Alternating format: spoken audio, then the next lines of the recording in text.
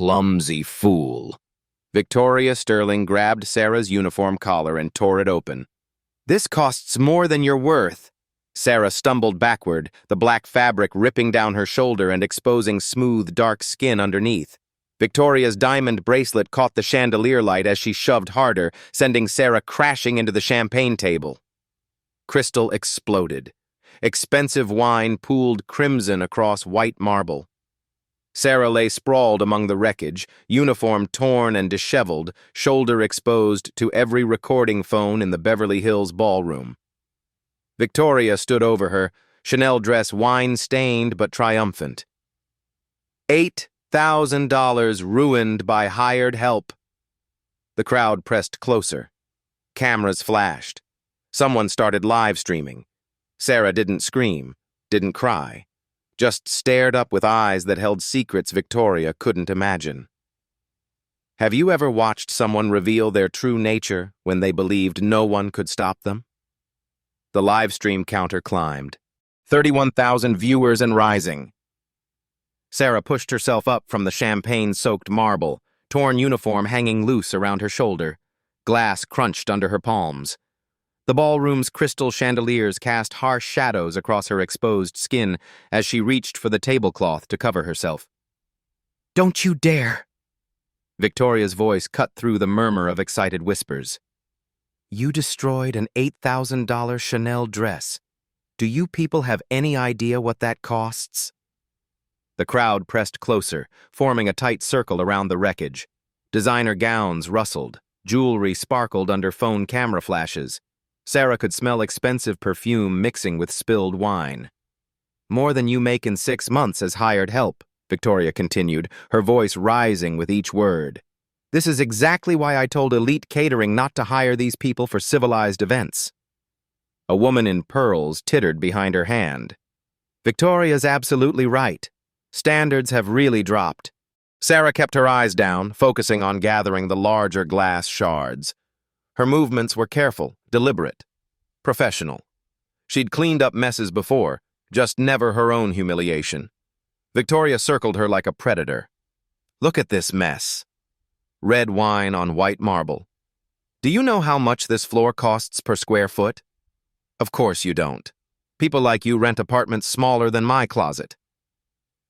The digital wall display showed 9:30 p.m. in elegant script.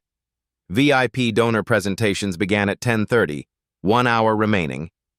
Sarah's phone buzzed against her hip. 3 missed calls from Marcus, CEO. She let it ring. "Ma'am." A security guard approached, his black suit crisp despite the chaos. "Should we have her removed?" "Not yet."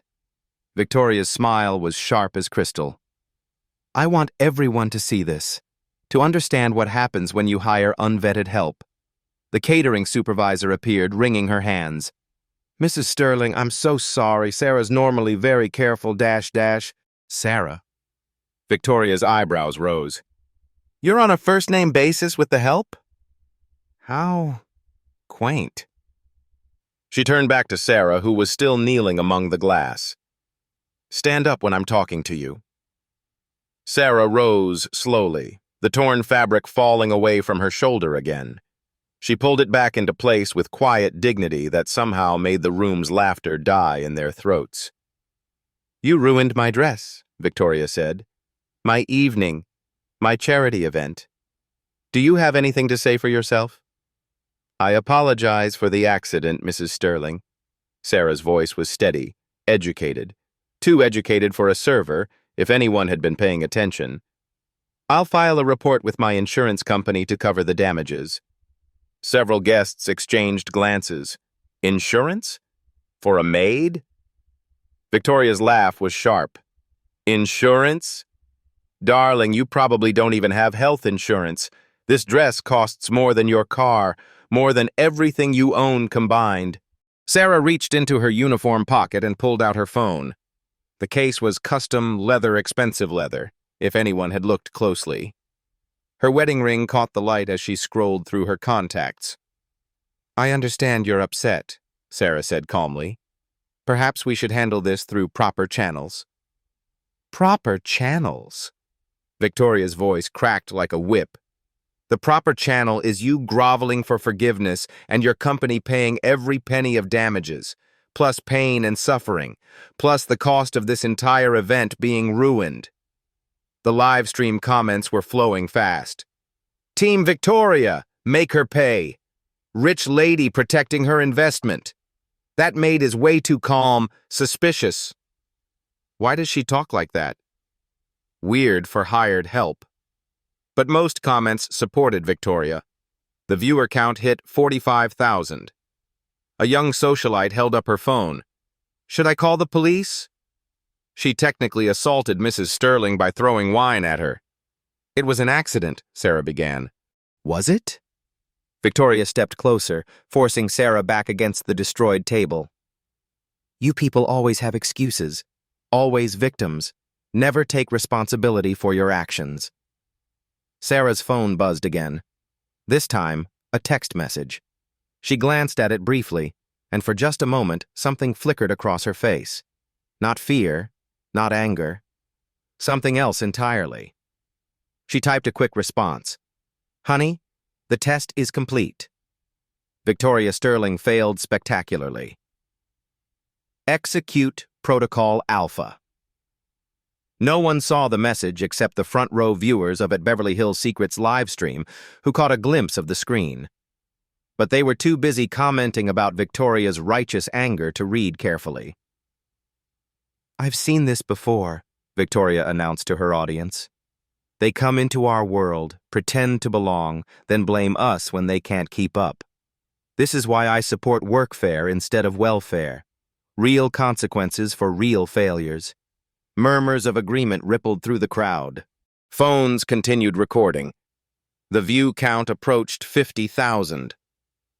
Sarah stood perfectly still in her torn uniform, surrounded by Beverly Hills' most powerful women, all of them believing they were witnessing justice. Her posture remained straight despite the humiliation. Her breathing is steady despite the accusations. What none of them noticed was the quality of her silence. The kind of silence that came from someone who'd been in boardrooms, not just service kitchens. Someone who knew exactly how to wait for the right moment. Someone who was gathering evidence.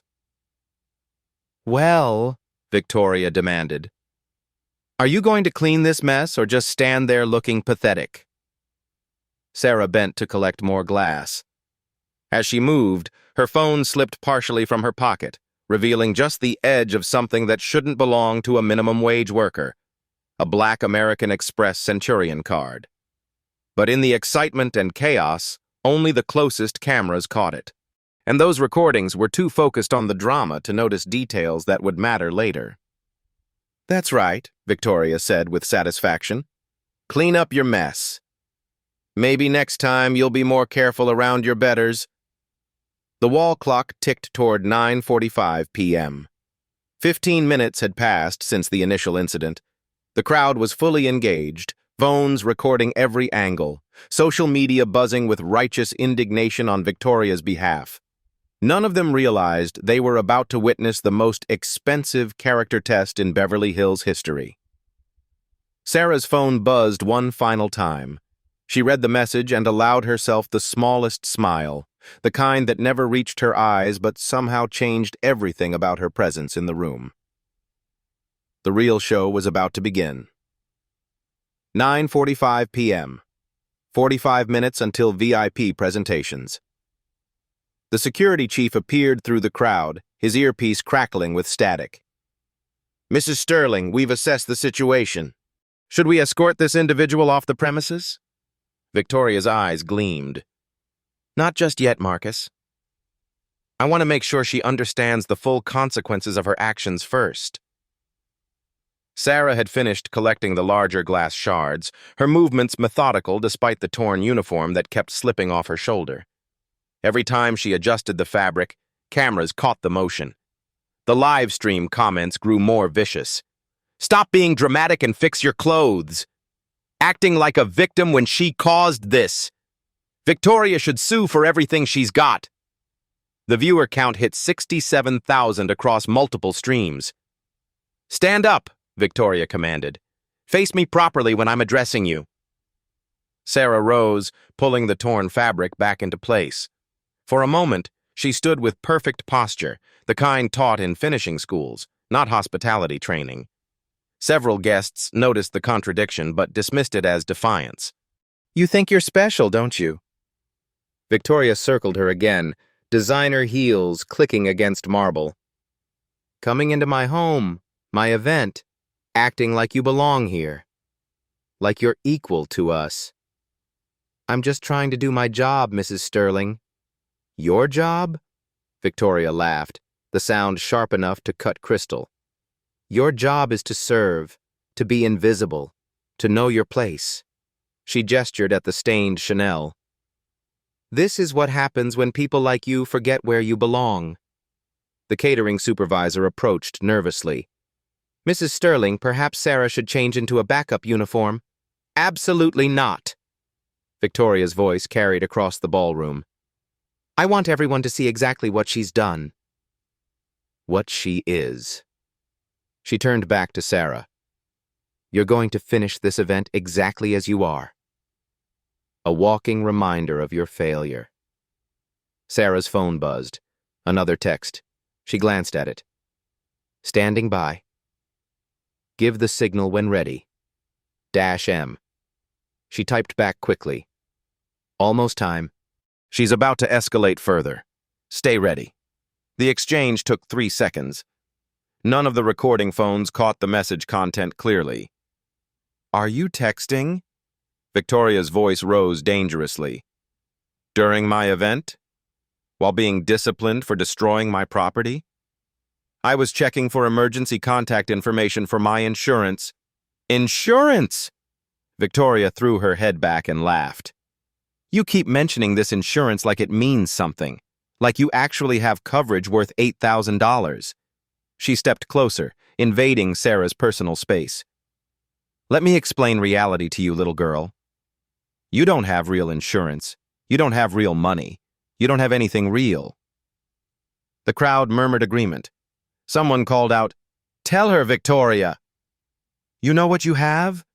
Victoria continued, her voice growing louder. "You have debt. You have problems. You have a minimum wage job that you're about to lose." She smiled coldly. "And now you have a lawsuit coming that will follow you for the rest of your pathetic life." Sarah remained silent, but something shifted in her stance. She stopped trying to cover the torn uniform, stopped looking down. Instead, she met Victoria's gaze directly, and for the first time since the incident began, she spoke with complete clarity. "Mrs. Sterling, I want to be absolutely certain I understand your position.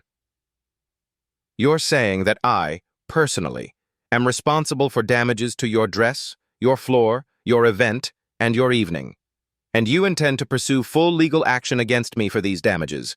Is that correct?" The precision of her language caught several people off guard.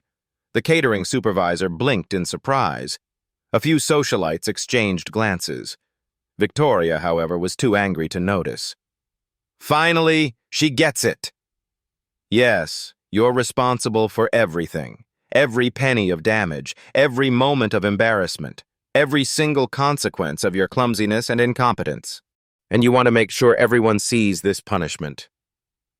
Everyone understands what happens to people like me when we forget our place." "Exactly." Victoria's smile was triumphant. "This is a teachable moment. For you, for everyone watching, for anyone who thinks they can come into my world and—" She grabbed Sarah's already torn uniform and yanked hard, ripping the fabric further down the front. The material gave way completely this time, leaving Sarah's uniform hanging in tatters. The crowd gasped. Cameras flashed frantically. The live stream viewer count spiked past 80,000. "There," Victoria said with satisfaction. "Now you look like what you really are. Broken, worthless, destroyed." But Sarah didn't crumble, didn't cry, didn't even flinch. Instead, she smiled. It was a small smile, barely visible, but it changed everything about her presence in the room. The kind of smile that belonged in boardrooms, not service kitchens. The kind of smile that suggested she knew something no one else did. "Thank you, Mrs. Sterling," Sarah said quietly. "That was exactly what I needed." Victoria frowned. "What do you need?" "What are you talking about?" "I needed to be absolutely certain about your character, your values, your true nature when you think someone can't fight back." Sarah's voice remained calm, professional. "You've provided more evidence than I could have hoped for." Several guests felt a chill they couldn't explain. Something was wrong with this picture, but they couldn't identify what. The security chief stepped forward. "Ma'am, should we call BHPD? We have assault and property damage here." "Yes," Victoria said immediately. "Call them. I want her arrested and charged with everything possible." "Are you absolutely certain about that decision?" Sarah asked. "Once law enforcement arrives, everything becomes official. Public record, no taking it back." "Of course I'm certain." "You attacked me, destroyed my property, ruined my event. I spilled wine accidentally, and you physically assaulted me in response. Twice, in front of 80,000 live stream viewers and counting." Sarah's tone remained perfectly level. "But if you're certain you want to involve the police, that's your choice." Victoria hesitated for just a moment. Something in Sarah's confidence was unsettling. But the crowd was watching, the cameras were rolling, and backing down now would look weak. "Call the police," she ordered. The security chief spoke into his radio. "Dispatch, this is Unit 7 at the Sterling residence. We need officers for assault and property damage. 2 units should be sufficient." Sarah's phone buzzed one final time. She read the message and nodded slightly. The text was simple. "Units en route. Legal team standing by. Press contacts alerted. Stock positions confirmed. Ready when you are. Love you. Marcus." Sarah typed back. "Perfect timing. She just escalated to police involvement. Full execution authorized. See you in 10 minutes. She put her phone away and looked directly at Victoria. "Mrs. Sterling, I want to give you one final opportunity to reconsider your actions tonight. Are you absolutely, completely certain you want to proceed with legal action against me?" Victoria's laugh was sharp with victory. "Are you actually trying to threaten me? You, standing there in rags, about to be arrested, trying to threaten me?" She turned to address the crowd. "Can you believe the audacity?" The socialites laughed on cue. The live stream comments exploded with support for Victoria. The viewer count hit 95,000. "I'm not threatening you," Sarah said calmly. "I'm offering you a chance to show mercy, to demonstrate that you're capable of human decency when given the opportunity." "Mercy?" Victoria's voice cracked like a whip. "You want mercy?" "You should have thought about that before you attacked me in my own home." "Very well." Sarah straightened her shoulders, and despite the torn uniform, despite the humiliation, despite being surrounded by hostile witnesses, she somehow managed to look regal. "Then we proceed." Police sirens wailed in the distance, growing closer. The crowd pressed tighter, sensing the climax approaching. Phones recorded from every angle. Social media buzzed with anticipation. None of them realized they were about to witness the most expensive 10 minutes in Beverly Hills social history. Sarah checked her phone one last time and smiled that same quiet smile. The real show was about to begin. 10 p.m. 30 minutes until VIP presentations. The police sirens grew louder, echoing off Beverly Hills' pristine streets. Victoria stood triumphant, surrounded by her supporters, cameras capturing every angle of what they believed was justice being served. Sarah's phone rang. She answered without hesitation, pressing the speaker so the entire ballroom could hear. "Hi, darling, how's your investigation going?" The voice was deep, authoritative, with the kind of confidence that came from boardrooms worth billions. The crowd fell silent, straining to hear. "Very thoroughly, honey," Sarah replied, her torn uniform suddenly irrelevant. Mrs. Sterling just tore my dress, physically assaulted me twice, and called the police to have me arrested for accidentally spilling wine. Victoria's smile faltered. Something was wrong. The maid's entire demeanor had shifted. Her posture, her voice, her complete lack of fear, none of it fit. Mrs. Sterling? The voice asked. Victoria Sterling of Sterling Properties? Yes, Victoria snapped. And who exactly are you to interrupt? I'm Marcus Williams, CEO of Williams Global Investments, and the woman you just assaulted is my wife, Dr. Sarah Williams. The ballroom exploded into chaos. Phones frantically pulled up Google searches. The live stream comments went berserk. Victoria's face drained of all color as the crowd around her began backing away. Marcus Williams. Williams Global, Victoria whispered, her voice barely audible over the sudden commotion. The search results flooded every screen in the room. Marcus Williams, real estate investment mogul worth $6.2 billion. Williams Global, largest private investment firm on West Coast. Marcus Williams, the quiet king of Beverly Hills development. Wait, Victoria stammered, looking at Sarah with dawning horror. You can't be. Dr. Sarah Williams, Sarah said calmly, removing her service apron entirely. Harvard MBA, board member of 5 corporations, and yes, Marcus Williams' wife. She looked directly into the nearest camera. Tonight, I was conducting a character assessment. The live stream viewer count exploded past 120,000. Comments flooded in faster than anyone could read. Holy shit, she's a billionaire's wife. Victoria is fucked. This was a test? She was undercover. Marcus's voice carried clearly through the speaker, addressing the entire room. Victoria, my wife has been investigating whether you possess the moral character worthy of Williams Global's partnership. We needed to understand how you treat people you perceive as powerless. Victoria's mouth opened and closed soundlessly. Around her, the socialites who had laughed and recorded began to realize the magnitude of what they'd witnessed and participated in. The test was simple, Sarah continued, her voice carrying the authority that had been hidden beneath the maid's uniform. How do you treat people when you think they can't fight back? When you believe they're beneath you? When you assume they have no power to hold you accountable? A woman in diamonds whispered, "Oh my God, we're all on camera." You failed spectacularly, Sarah said, looking directly at Victoria. In front of 120,000 live stream witnesses, you revealed exactly who you are when you think no one important is watching. Victoria's legs seemed to give out. She grabbed the edge of a nearby table for support. You were testing me? This was all planned? The spilled wine was an accident, Sarah replied.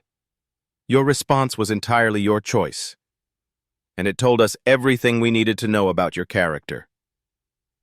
Marcus's voice cut through the ballroom's stunned silence. Victoria, Williams Global was prepared to announce tonight a $1 billion investment in your Marina Bay resort project. The contracts were ready for Monday's signing. The word billion hit the room like a physical blow. Victoria's board members, who had been watching from the VIP section, pushed through the crowd with expressions of absolute panic. Was, Sarah emphasized, past tense. What do you mean, was? Victoria's voice cracked. Marcus's response was delivered with the cold precision of a corporate execution. I'm currently instructing our legal and finance teams to cancel the Marina Bay project. $1 billion in funding, withdrawn permanently. Additionally, we're calling in all existing bridge loans $200 million due immediately. The live stream comments became a blur of shock and disbelief. The viewer count hit 140,000 as word spread across social media platforms. Victoria's CFO materialized beside her, phone pressed to his ear, face ashen. Victoria, he whispered urgently, our stock is crashing. down 38% in after-hours trading. The board is in an emergency session. This can't be happening, Victoria breathed. This can't be real. Sarah stepped closer, no longer hiding behind the facade of subservience. Mrs. Sterling, what you witnessed tonight was a planned character evaluation. We wanted to see how you treat people you believe are beneath your social status. The results speak for themselves.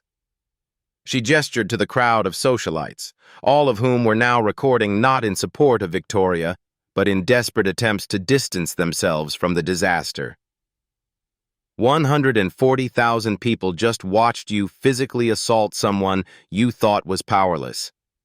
They watched you tear my clothes, push me down, and call for my arrest, all because I accidentally spilled wine on your dress. Marcus's voice continued the corporate dismantling.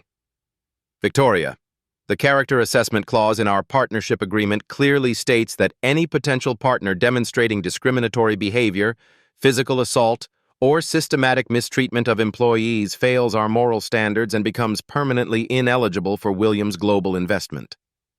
Victoria's personal attorney appeared, having rushed from the VIP section. He grabbed her arm, whispering frantically, "Victoria, don't say another word. We need to discuss damage control immediately." But it was too late for damage control. The damage was done, recorded, and broadcast to 140,000 viewers who were sharing it across every social media platform imaginable. Sarah looked around the ballroom, meeting the eyes of the women who had laughed at her humiliation 20 minutes earlier. Ladies, what you participated in tonight was a live demonstration of how quickly social dynamics can change when hidden power structures are revealed. Her gaze returned to Victoria, who stood frozen in the center of the wreckage, both literal and metaphorical. "You thought you were humiliating a powerless maid," Sarah said quietly. "You discovered you were assaulting the wife of your largest potential investor in front of 140,000 witnesses." The police sirens were almost at the mansion now. Through the ballroom's massive windows, red and blue lights flickered against the palm trees. Marcus's voice carried one final message. "The officers arriving will find a very different situation than the one you reported, Victoria. I suggest you use the next few minutes to consider whether you want to continue pursuing legal action against my wife." Sarah smiled that same quiet smile she'd worn when Victoria first tore her uniform. "The choice is still yours, Mrs. Sterling. But now you're making it with full knowledge of who I actually am." Victoria stared at her, realization dawning like a nightmare. The maid was gone. In her place stood a woman who belonged in the boardrooms of the world's most powerful companies. A woman whose husband could destroy Sterling properties with a single phone call. A woman who had just spent 30 minutes collecting evidence of assault and discrimination in front of the largest live stream audience in Beverly Hills history. The police cars pulled into the circular driveway, their lights painting the mansion in red and blue. The real consequences were about to begin. 10:05 p.m., 25 minutes until VIP presentations. The Beverly Hills police officers entered through the mansion's grand foyer, their radios crackling with dispatch updates. Two uniformed cops, expecting a simple assault case, walked into what looked like a corporate boardroom meeting that had exploded into chaos. Marcus's voice continued to broadcast through Sarah's phone speaker, addressing the 147,000 live stream viewers and the stunned ballroom audience with surgical precision. "For complete transparency, let me explain what Victoria Sterling just destroyed with her behavior tonight." Victoria stood frozen, her wine-stained Chanel a stark contrast to her pale face. Her board members clustered around her like vultures, phones pressed to their ears, voices urgent and panicked. Williams Global was prepared to announce at tonight's VIP presentation our largest single real estate investment, the Marina Bay Luxury Resort Project. $1 billion in development funding, with contracts scheduled for execution Monday morning. The police officers paused, recognizing they'd walked into something far beyond a simple assault case.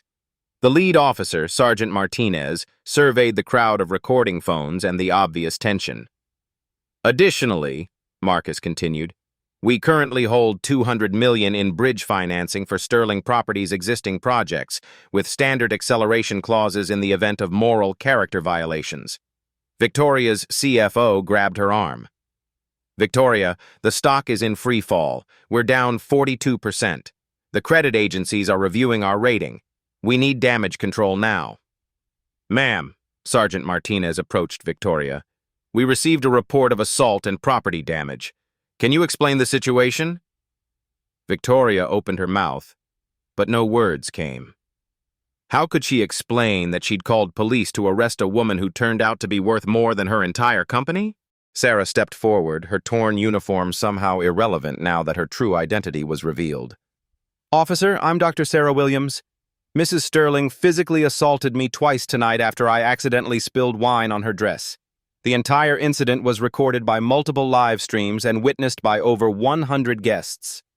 She gestured to the crowd of socialites, all of whom were now very quietly trying to delete their earlier supportive comments about Victoria. Dr. Williams, Sergeant Martinez repeated, recognition dawning. You're Marcus Williams's wife? I am. And Mrs. Sterling was unaware of my identity when she chose to assault me. She believed I was hired to help and acted accordingly. Marcus's voice cut through the ballroom again. Officer, my wife was conducting a character assessment. Sterling Properties was being evaluated for the largest investment in our company's history.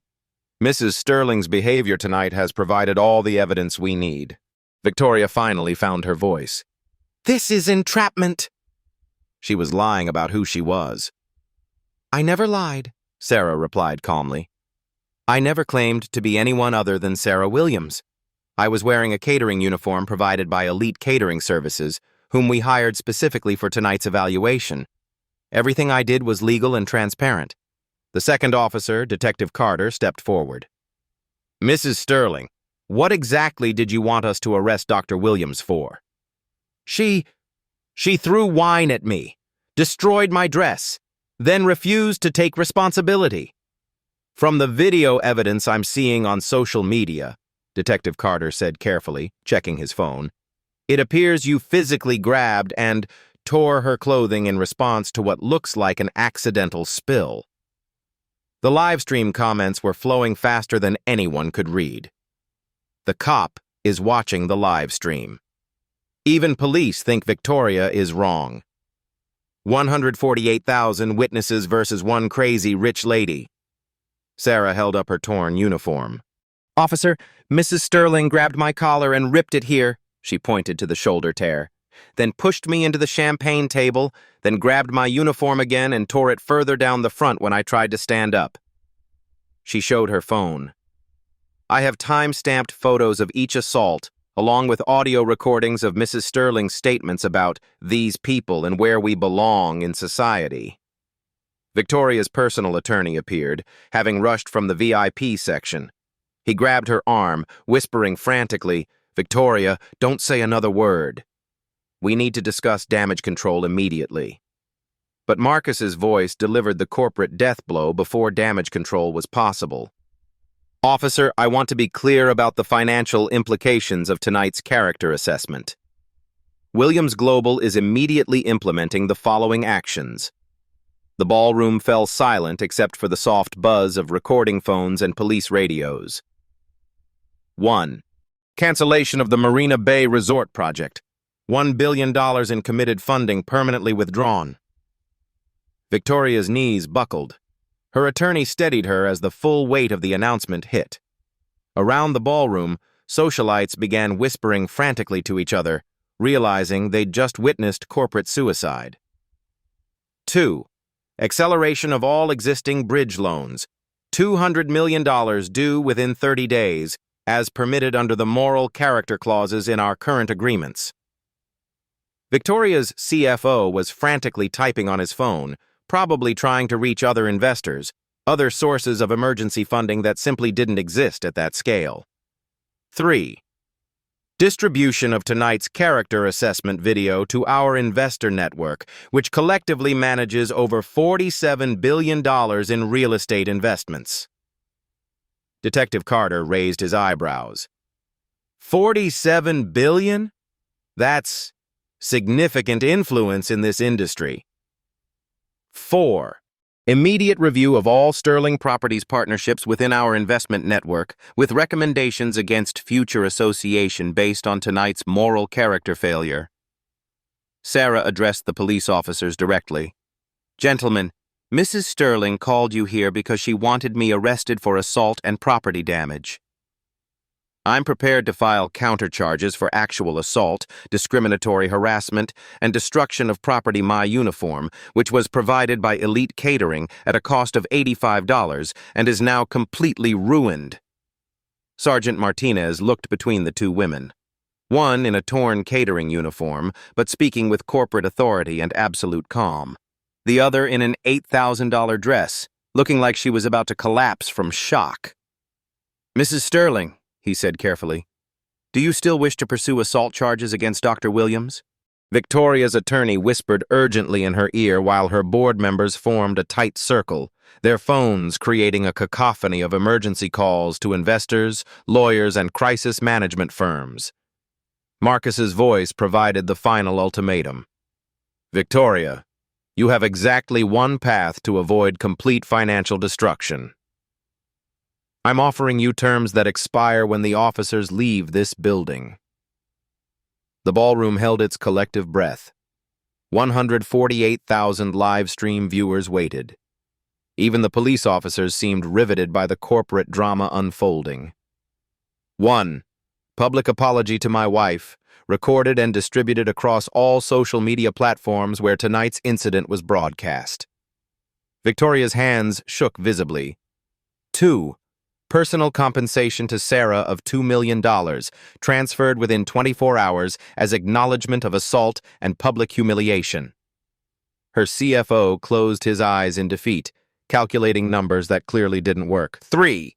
Donation of $10 million to organizations supporting workplace dignity and civil rights, specifically focusing on protection for service workers. The board members started arguing in hushed, frantic tones, probably debating whether the company could survive even compliance with the terms. 4. Complete restructuring of Sterling Properties with external diversity oversight and mandatory character training for all executives, including annual reevaluations. Victoria's attorney was shaking his head, but the numbers were clear. Fighting would cost more than surrendering, and there was no guarantee of survival either way. 5. Resignation from day-to-day operations, with leadership transition to executives who can pass basic character assessments and rebuild company reputation. The terms hung in the air like a corporate execution order. The live stream viewer count hit 151,000 as word spread across social media platforms.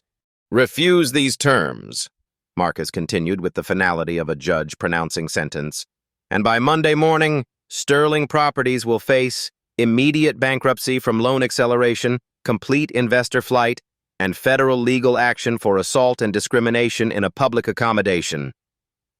Sarah added quietly, Mrs. Sterling, you have 151,000 witnesses to your assault on someone you believed was powerless. That's not a civil matter anymore. That's a federal hate crime with video evidence. Detective Carter nodded grimly. Dr. Williams is correct.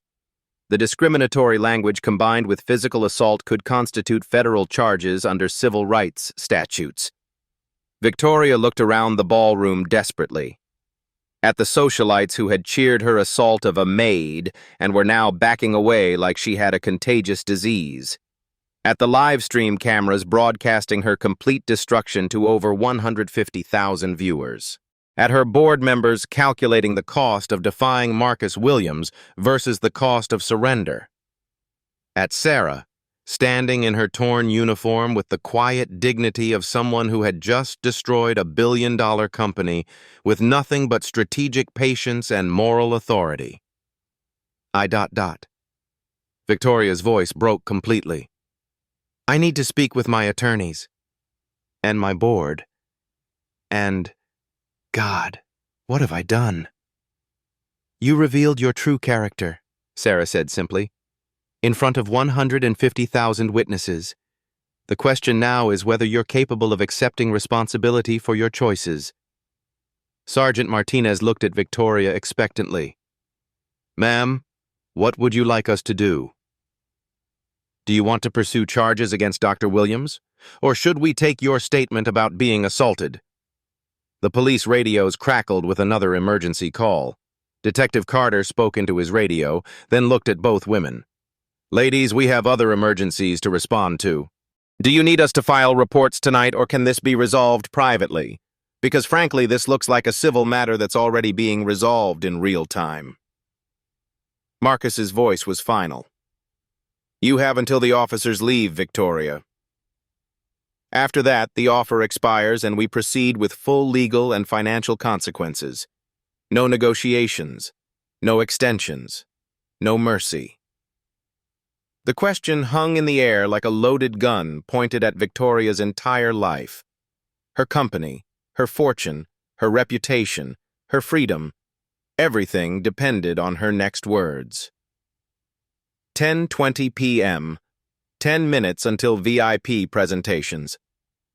Victoria Sterling stood in the center of her own ballroom, surrounded by the wreckage of her reputation and the stunned faces of Beverly Hills elite. The silence stretched like a taut wire, broken only by the soft buzz of 153,000 people watching her downfall in real time.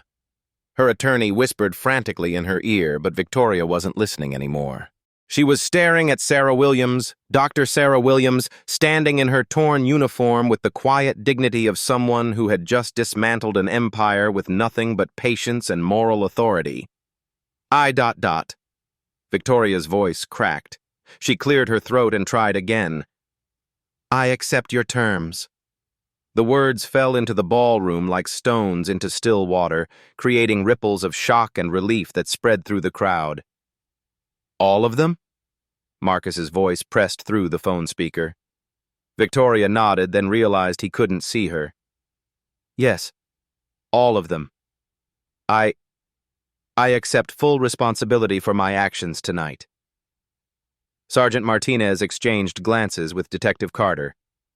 Ma'am, are you dropping the assault charges against Dr. Williams? Yes. Victoria's voice was barely a whisper. There were no assault charges.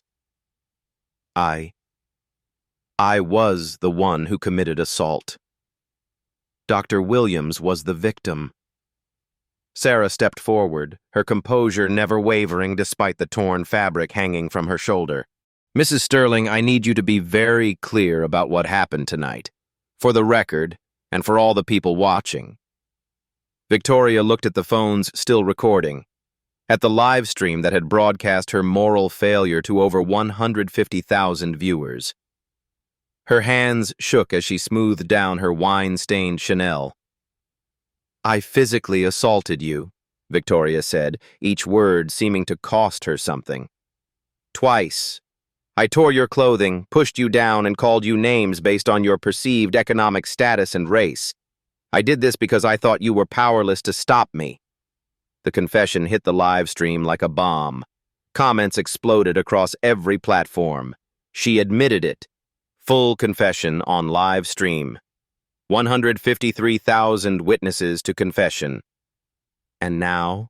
Sarah prompted gently. Victoria's shoulders sagged.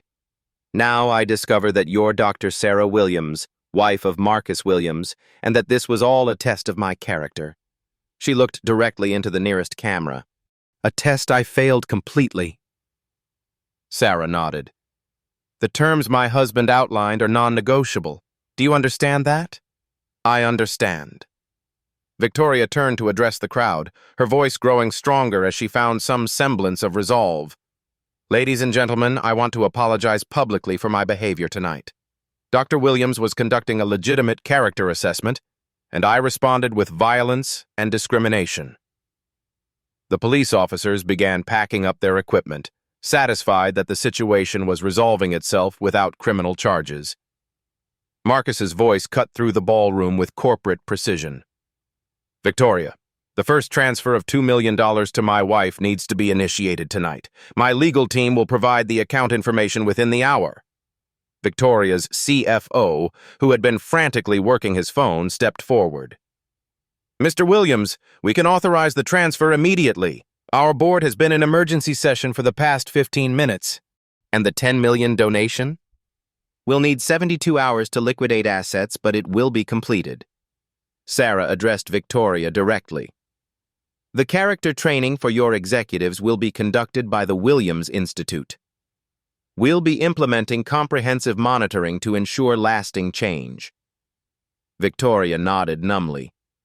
Whatever you require. And your resignation from daily operations? Victoria looked around the ballroom at the faces of people who had been her friends, her supporters, her social circle. Now they looked at her with a mixture of pity and disgust. Effective immediately, she said quietly. The board can select interim leadership while we restructure. Sarah's phone buzzed with a text. She glanced at it and smiled slightly. Mrs. Sterling, despite tonight's events, there is some good news. Victoria looked up hopefully. Williams Global's investor network has been monitoring this situation. 3 companies have already expressed interest in acquiring Sterling Properties assets at fair market value, which would allow your employees to keep their jobs during the transition. Relief flooded Victoria's face. My employees. I was so worried about what this would mean for them. Your workers shouldn't suffer for your moral failures, Sarah said simply. That's why character matters in leadership. Detective Carter approached the 2 women. Ladies, it appears this situation is resolved. Dr. Williams, if you need to file any reports later, you have our contact information. Thank you, officers. I believe justice is being served through other channels. The police officers left, their departure marking the official end of the crisis. But the real work was just beginning. Sarah turned to address the entire ballroom, her voice carrying despite the torn uniform. Ladies and gentlemen, what you witnessed tonight was a planned evaluation of character under pressure. Mrs. Sterling's response revealed important truths about how power can corrupt moral judgment. The socialites who had laughed and recorded Victoria's assault now looked ashamed, realizing they had participated in something ugly. However, Sarah continued, Mrs. Sterling's willingness to accept responsibility and make amends also reveals that redemption is possible when people choose accountability over denial. Victoria looked up sharply, surprised by this note of compassion. The Sterling Properties restructuring will become a model for how companies can recover from moral failures, Sarah explained. Transparency, accountability, external oversight, and genuine commitment to change. Marcus's voice added through the speaker. The Williams Institute will publish a case study of tonight's events, with Mrs. Sterling's permission, to help other organizations implement character-based evaluation systems. Victoria nodded slowly. If it helps prevent other people from making my mistakes, then yes. Use my failure as a teaching tool. Sarah stepped closer to Victoria, lowering her voice so only she could hear. Mrs. Sterling, you have an opportunity now to become a better leader than you were before. Don't waste it. Victoria met her eyes for the first time since the revelation. Dr. Williams, I thank you for giving me a chance to make this right. The live stream viewer count had peaked at 156,000, but Sarah noticed something else in the comments. Mixed in with the outrage and shock were messages of hope. This is how accountability should work. Both women handled this with class. Sterling can come back from this if she means it. Sarah looked around the ballroom one final time, at the broken crystal being swept up by catering staff, at the socialites quietly discussing what they'd witnessed, at Victoria Sterling, humbled but not destroyed. The character test is complete, she announced. Now the real work begins. The VIP presentations would be canceled tonight, but something more important had been accomplished. A billion-dollar lesson in character, broadcast live to the world. 18 months later. Sarah Williams stood at the podium of the Harvard Business School auditorium, looking out at 800 MBA students whose smartphones were recording every word. The same confidence that had sustained her through Victoria Sterling's assault now commanded the attention of future business leaders. "The most dangerous assumption in business," she began, "is that character doesn't matter as much as competence. Tonight, I want to share how that assumption cost one company $1 billion. The presentation screen displayed the now famous image, Sarah in her torn catering uniform, standing with quiet dignity, while Victoria Sterling loomed over her in wine-stained Chanel. Below it, the caption read, "The $1 billion character test." "Dr. Williams," a student called out, "how did you know Mrs. Sterling would fail the assessment?" Sarah smiled. "I didn't. That was the point. We needed to see her authentic response when she believed no consequences existed for her behavior." The transformation that followed had become a case study taught in business schools worldwide. Sterling Properties, under new leadership, had not only survived, but thrived. The company's Sterling Standard for ethical behavior had been adopted by over 2,000 corporations globally. Victoria Sterling herself sat in the third row, taking notes like any other student. After stepping down from daily operations, Victoria had enrolled in Harvard's executive leadership program. The woman who had once torn a maid's uniform now spent her days learning about workplace dignity, unconscious bias, and moral leadership.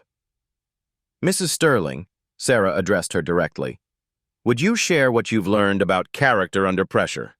Victoria stood, her designer clothes replaced by the simple business attire of a serious student. "I learned that who you are in private becomes who you are in public.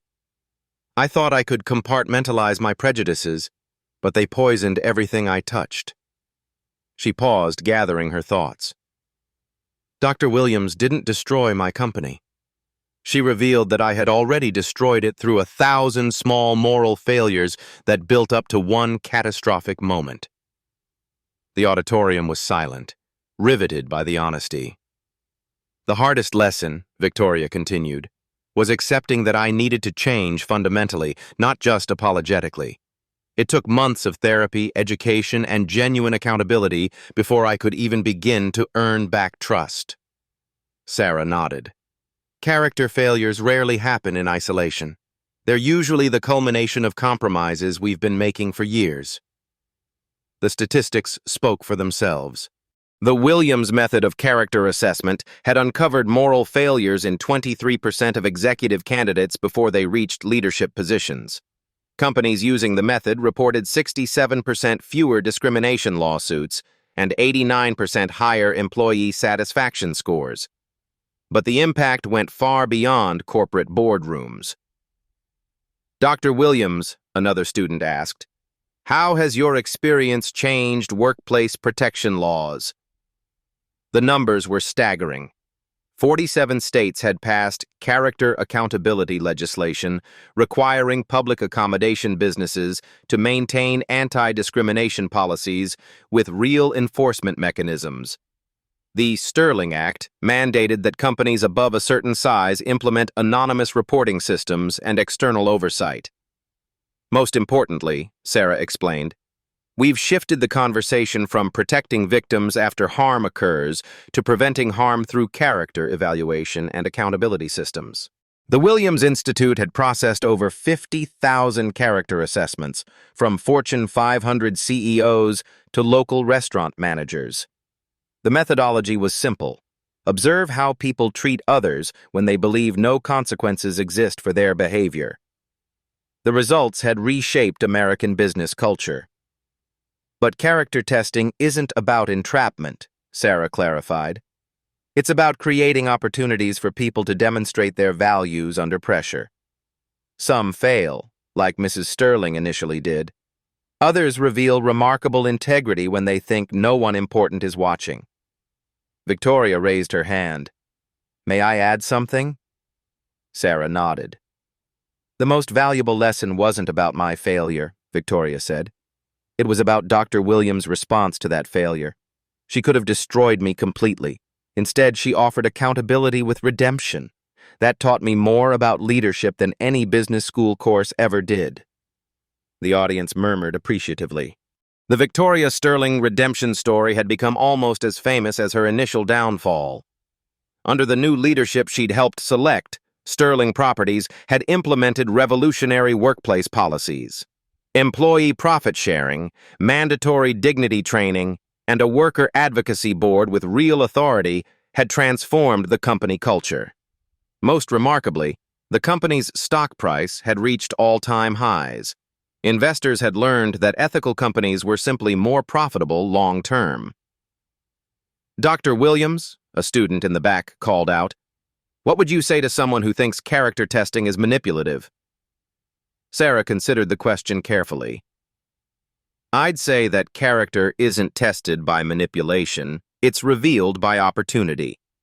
Every day we have chances to treat people with dignity or dismiss them as unimportant. Most of the time, we make these choices unconsciously." She clicked to the next slide, showing global statistics. 47 countries had adopted character-based evaluation systems for public servants. Corporate discrimination incidents had decreased by 34% in regions using Williams method assessments. Character testing simply makes these choices conscious and consequential. The presentation concluded with a video montage.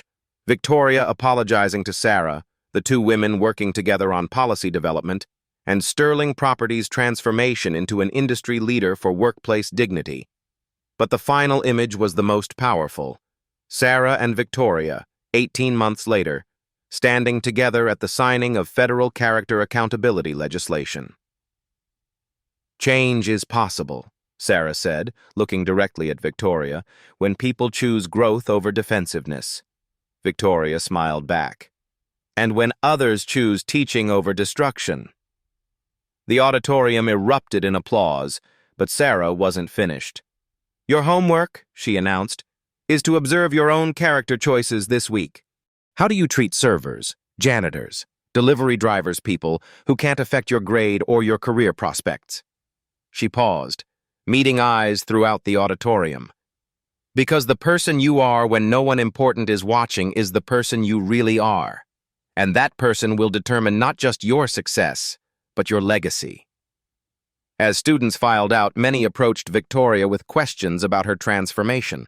She answered each one patiently, her responses showing the depth of change that authentic accountability could create. Sarah watched this interaction with satisfaction. The character test that had cost Sterling Properties $1 billion had ultimately created something more valuable. A template for moral leadership that was reshaping corporate America. Your character is your most valuable asset and your greatest vulnerability. The Williams method isn't about perfection. It's about accountability, about choosing growth when confronted with failure, about building systems that reward dignity over power. If you've witnessed discrimination, document it. If you've failed character tests, own it. If you have power, use it to lift others up, not tear them down. Share this story if you believe character should be the foundation of leadership. Comment below. What's the most revealing character test you've witnessed or experienced?